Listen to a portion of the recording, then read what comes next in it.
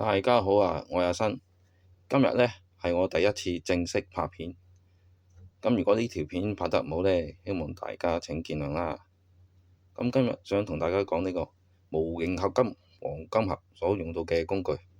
咁大家可能就會覺得，喂，使唔使咁多工具啊？成台面都係。咁其實係要嘅，因為呢個黃金盒喺零件上嘅設計呢係有啲缺點嘅，咁啊需要用到啲工具嘅幫助呢，先可以組合到嘅。咁而家先講下呢個六角匙啦。呢個六角匙呢，冇記錯呢，應該係3mm 頭嚟嘅。咁啊有咩用嘅呢？就因為佢有時啲膊頭呢，佢做得有啲唔平衡啊。因為佢膊頭裏邊嗰個膠呢做斜咗。咁當你砌完成隻手之後呢，咁成隻手都會向外斜嘅。咁所以用呢個六角匙呢，將嗰個膊頭嗰個裏面嗰個膠呢整起，然之後呢，就用呢個模型鏟刀呢，將嗰個膠呢鏟薄佢，咁先可以做返平衡嘅。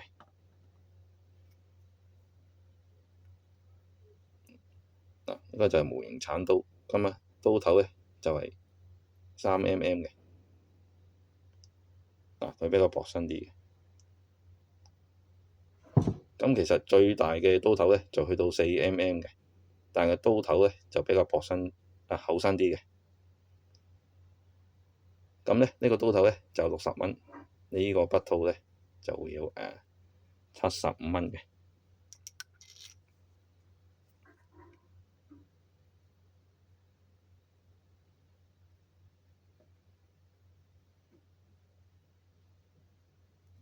咁而家講下呢個黃金嗰個身體有咩缺點啦。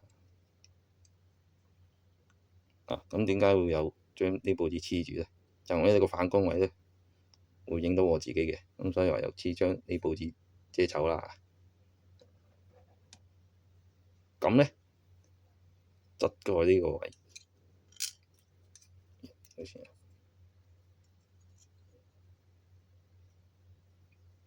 側蓋呢個位，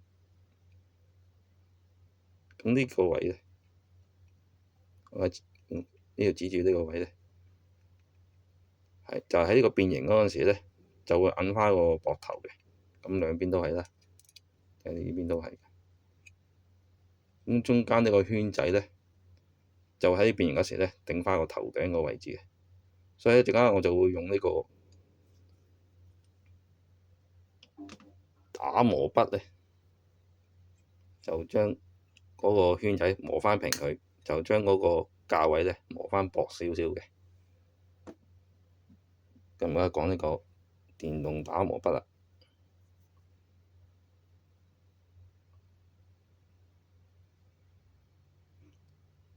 睇到應該清楚啦。嗱，呢個頭呢，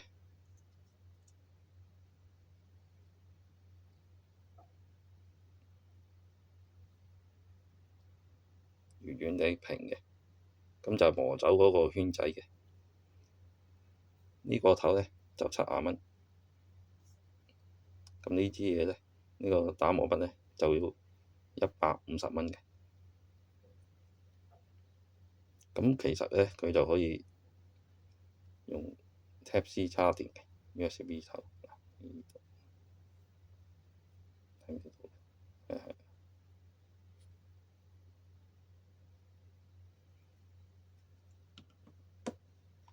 咁呢，另外呢個頭呢，呢個頭好平啫，5蚊嘅啫，就磨返薄嗰個側蓋嗰裏面嗰個價位嘅。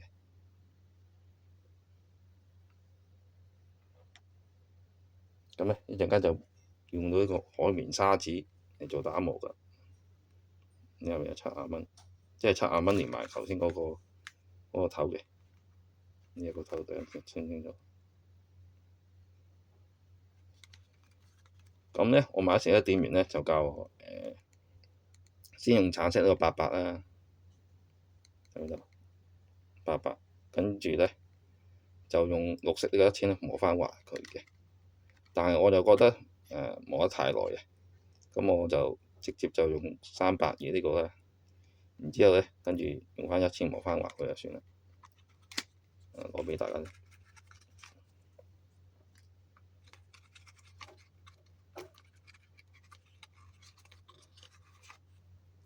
裏邊有5塊嘅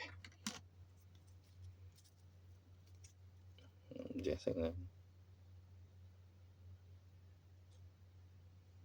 咁有啲咁嘅圈仔，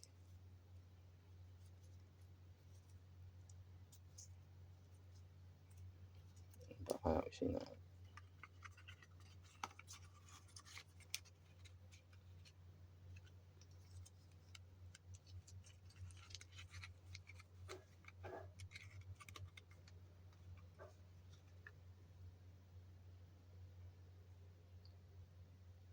咁點解見到有個十字批咧？咁呢個膊頭咧，佢有時嗰個零件嗰個柱位有時係做到粗咗，有啲有咗嘅。咁如果有啲嗰個柱位粗咗咧，喺組合手上臂嗰個零件咧，就要將嗰個手上臂個零件嗰個窿位咧轉翻大嘅。咁初上用十字批轉嘅，但係咧佢會絕住嘅，咁變咗咧就好痛苦嘅，即係又要好大咁掹出嚟啦，跟住又要好似刨麵包咁刨幾下，即係不斷咁喺度刨，一定掹出嚟又拆翻去，又掹翻出嚟，咁啊重複好多次。咁如果快咧都要搞成差唔多大半個鐘嘅，如果慢咧都搞成1個鐘嘅。但係用一個電鑽咧就快啦，幾秒就搞掂嘅。咁講啲鑽頭啦，呢個咧就係3.2mm嘅，因為佢冇3mm啊，得3.2mm。但係我試過用呢個嚟轉嗰個手上臂嗰個零嗰個窿位咧就啱嘅，組合到嘅。跟住剩翻呢個鑽頭咧就係4mm 嚟嘅，4mm 同埋5mm。呢兩個我諗住，如果第二日組隻腳嗰時組合唔到咧，就攞嚟轉嗰個腳嗰個零件轉大個窿位嘅。咁正常應該4mm都可以㗎啦。咁到時如果用到嘅話，我拍片俾大家睇啦。咁棉花講啦，棉花棒有咩用咧？棉花棒頭先講過，用模型鏟到鏟嗰啲膠嗰陣時咧，就用棉花棒將啲膠水咧掃翻出嚟嘅。咁呢個濕紙巾有咩用咧？濕紙巾咧就用嚟一陣間打磨咧，咁咪有啲水㗎嘛，咁攞嚟抹走嗰啲灰嘅。咁講下呢個剪鉗咧，呢個剪鉗好用，300幾蚊嘅。咁佢呢個刀頭咧就比較薄身啲嘅，就好用啲嘅。我之前就買過嗰個，初時買嗰個係60蚊嘅，就呢個就好用啲，呢個會剪得比較靚仔啲嘅。咁呢個其實咧就係嗰個組合手上臂，咁佢有支軸嘅攞嚟組合嘅，但係咧就俾我改造咗，我就將嗰個嗱個原本嘅設計咧，就兩邊都係有呢個邊位嘅，但係咧你撳落去嗰下咧，有邊位緊到隻手好鬼痛嘅，所以我將另外一個邊位咧就用剪鉗咧剪咗佢，之後用嗰個打磨筆咧磨翻滑佢嘅，即係用呢個剪鉗啦。嗱，兩個都係，大家俾你睇睇先啦，剪咗嘅。咁組合嗰陣時咪可以咁樣啦，有兩個都係咁。咁咧，隻手撳落去，你撳落去唔會撳到手指都痛咯。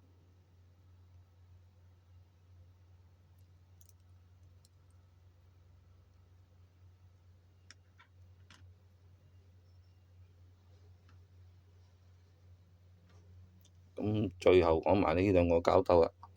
嗱，啲膠兜其實咧，有時啲外賣咧都有嘅。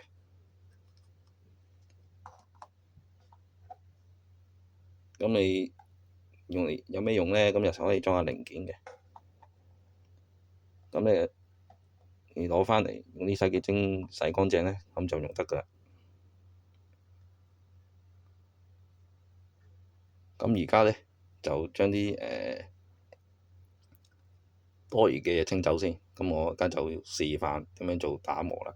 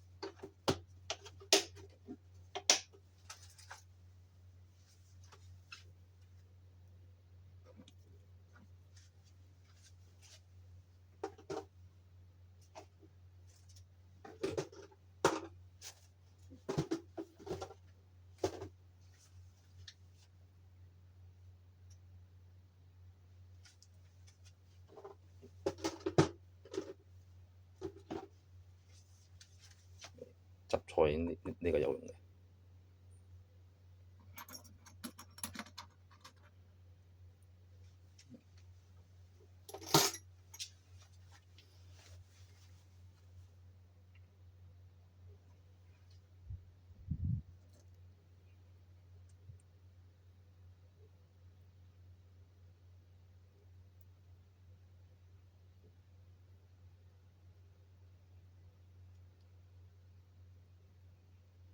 咁而家先將黃色呢個382呢個開面叉子黐上呢個頭先，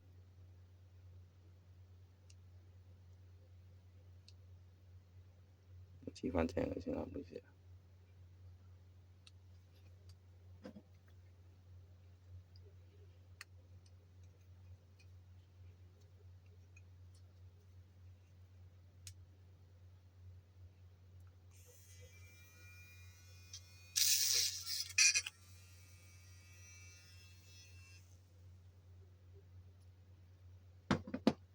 知個身呢個用過好易甩。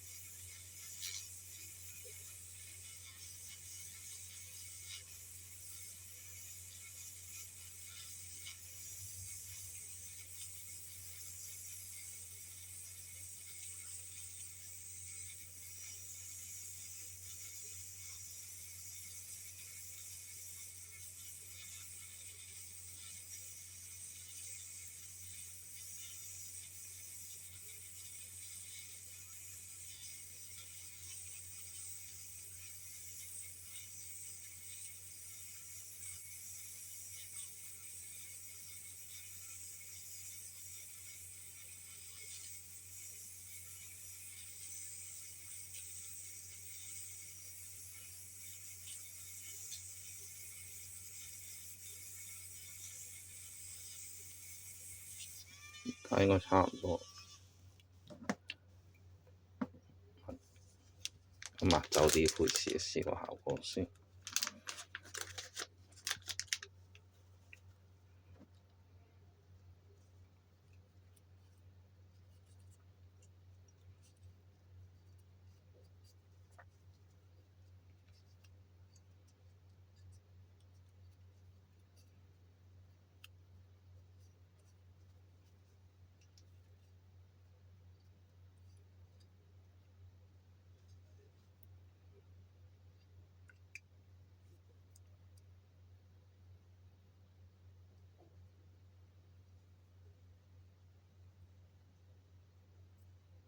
而家效果都 OK 嘅。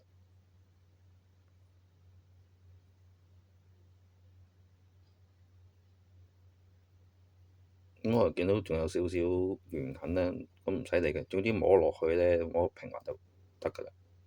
咁大家如果你磨呢個位咧，就小心唔好磨到上面呢一條嘢喎，呢條係嗰個卡位嚟嘅，咁就小心啲唔好磨走佢。咁而家可以轉用綠色嗰1000咧磨翻滑佢就得㗎啦。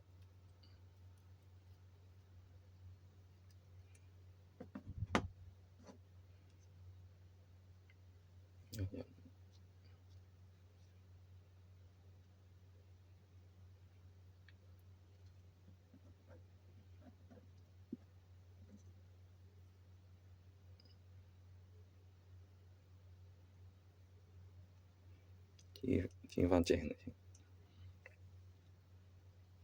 咁咧唔使磨好耐，磨一陣就得㗎啦。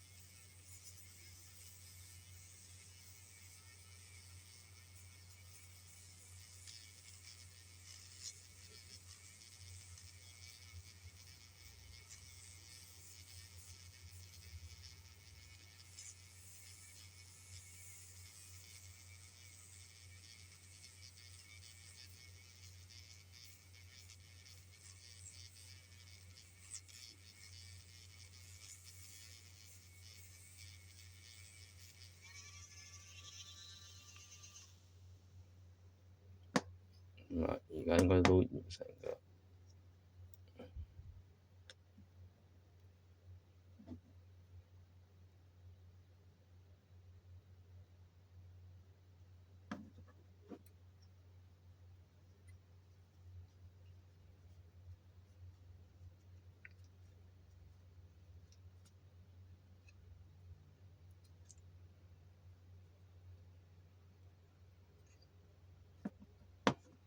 而家要轉一轉個頭先啊，阻大家。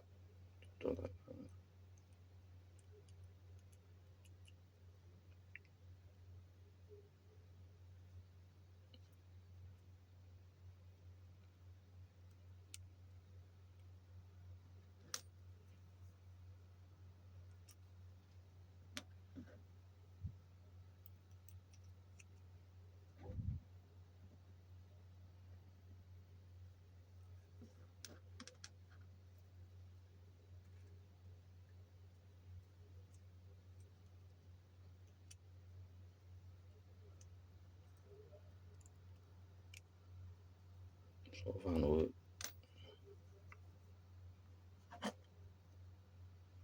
之後咧，就磨個側蓋裏邊嗰個膠位。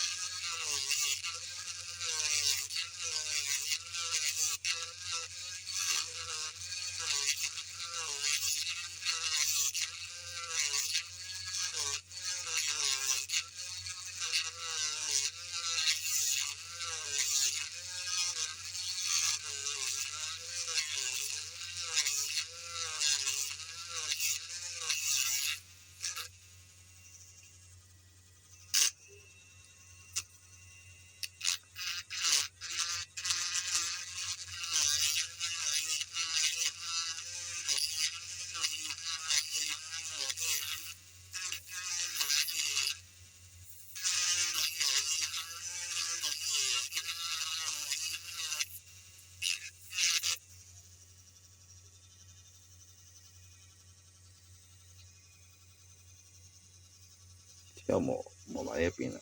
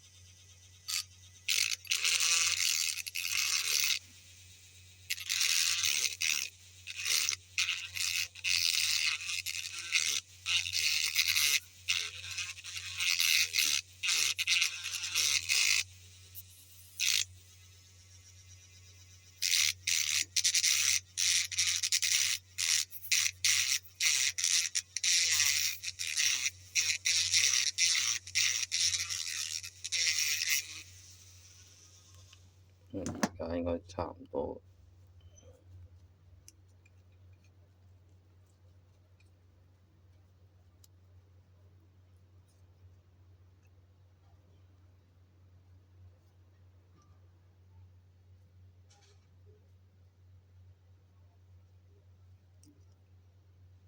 咁而家係咪真係 OK 呢？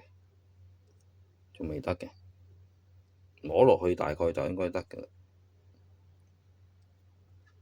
但係呢，都要做個測試嘅。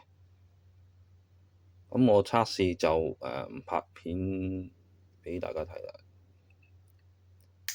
測試呢，即係用返我舊有即係已經銀花咗嘅膊頭呢，用另一邊做試嘅。咁我試咗之後呢，再拍片大家話畀大家知即係得唔得？應該就冇咩問題嘅。咁而家呢條片就講住呢度先。咁下一條片呢，就會講點樣用呢個模型鏟刀嘅，有可能就要睇下啲膊頭平唔平啦。如果佢有少少斜嘅，咁我都可以示範點樣即係用嗰個模型鏟刀嘅。咁就可能會示範點樣砌隻手出嚟嘅。咁我睇下砌隻手會唔會砌得太耐？如果唔係太耐，可能砌晒兩隻手畀大家睇啦。咁之後再第三條片呢，就應該示範點樣砌隻腳嘅。咁亦都係咁啦，睇下可唔可以盡量可以砌晒兩隻腳啦。如果太耐就砌一隻腳就算啦。咁最後呢，就會拍埋嗰個邊形嘅。咁變形咧會同嗰個說明書咧會有啲唔同嘅，因為嗰個變形咧即係說明書個變形方法咧係有啲缺點嘅，會令到嗰個手踭嗰個位好易花嘅。咁我就會改良少少個變形方法啦。咁好啊，講住呢度先，咁就下次再見啦。咁啊，我呢條片可能講嘢就有少少有啲耳勁逆啦。咁啊，真係每次第一次拍片，咁啊，希望大家多多包涵啦。好啦，講住咁多先，下次再見，拜拜。